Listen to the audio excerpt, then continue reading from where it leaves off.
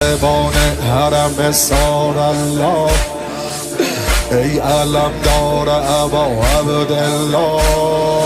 بسم الله دور محمل قدم بزن یا ابوالفضل علم بزن روشنای شب تارم قمر بنی به تو گرمه دل زینب پسر بنی ابروباد و مه و خورشید دور قافله میگردن ابروباد و مه و خورشید دور قافله میگردن به خیمه های سارالله